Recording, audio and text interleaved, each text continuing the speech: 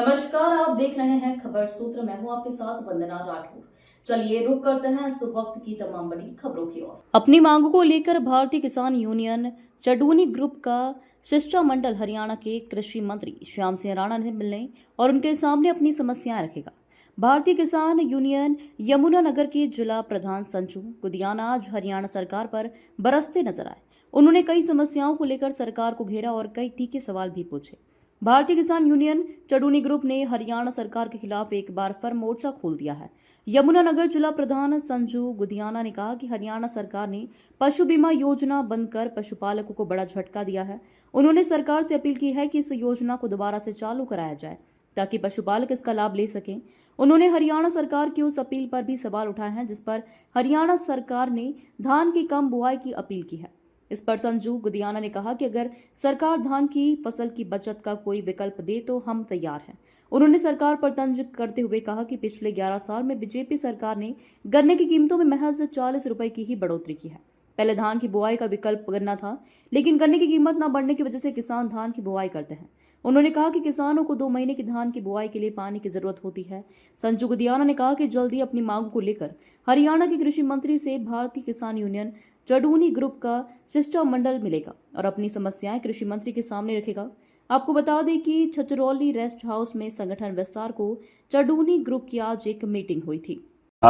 बिल्कुल बहुत सी समस्याएं किसानों की हैं और जिसको लेकर जल्द ही हरियाणा के जो कृषि मंत्री हैं श्याम सिंह राणा जी, उनसे भारतीय किसान यूनियन चडूनी का एक शिष्टमंडल मिलेगा। हम अपनी मीटिंग रखेंगे, उनसे टाइम लिया जाएगा और किसानों की बहुत समस्याएं हैं। आज जैसे पशु बीमा था किसान की पशुओं का, वो तकरीबन 3-4 महीने से बंद पड़ा है, तो उसको खोला नहीं जा रहा है, जिसका बहुत बड़ा नुकसान किसान को पशुपालकों को उठाना पड़ रहा है।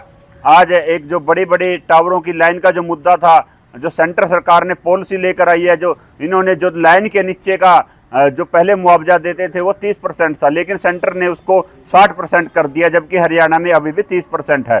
और नए ट्यूबवेलों के कनेक्शन हैं उनको लेकर और अनेक प्रकार की समस्याओं को लेकर जल्द किसान कृषि मंत्री से मिलेंगे। नहीं, धान की फसल को किसान अपने आप कम कर देगा अगर दूसरी कोई ऐसी फसल आ जाए जिसमें हमारे को धान के बराबर पैसे मिले। जितना बचत हमारे को धान की फसल में होती है, इतनी अगर मुनाफा अगर हमारे को दूसरी फसल में हो जाएगा तो हम खुद ब खुद दूसरी फसल की तरफ चले जाएंगे। गन्ने की अगर बात करें, धान का विकल्प था गन्ना, लेकिन आज गन्ना तकरीबन जब से बीजेपी सरकार आई है, मात्र आज 11 साल में जो गन्ने के दाम नामात्र बढ़े हैं, तकरीबन 40 रुपए गन्ने का दाम बढ़ा है। इस कारण आज किसान गन्ने की फसल को छोड़ गया है। उसमें लेबर ज्यादा है, खर्चा ज्यादा है और परेशानी ज्यादा होती है। 1 साल 1.5 साल बाद हमारे को उसका पैसा मिलता है और वो भी नामात्र रेट पर। तो रेट के कारण किसान गन्ने की फसल से दूर चले गया, तो जीरी का रकबा बढ़ गया। और धान की अगर हम बात करें तो सिर्फ 2 महीने हमारे को इसमें पानी की जरूरत है, और उसमें भी अगर बरसात हो जाए तो वो भी नामात्र पानी लगेगा। सरकार पानी का रोना तो रोती है, लेकिन जो सरकार ने व्यवस्था करनी चाहिए पानी की, ये हर साल पता नहीं कितना पानी जो बरसात के कारण आता है, जो हम कहते हैं बाढ़ जिसको कहते हैं, वो पानी बह के आगे चला जाता है। उसको रोकने का सरकार ने कोई प्रबंध नहीं किया गया आज तक। नहीं, उससे हम खेतों की सिंचाई कर सकते हैं, सुए बना सकते हैं, नहरें खोद सकते हैं। और नीचे चला गया था, उसको ऊपर उठाने के लिए थी, और उससे अगर सुए निकाल कर खेतों में दे दे तो सिंचाई भी होती, पानी बचता। लेकिन सरकार ऐसे कामों को तो बंद कर रही है और सिर्फ इनको इल्जाम किसान पर लगाना है।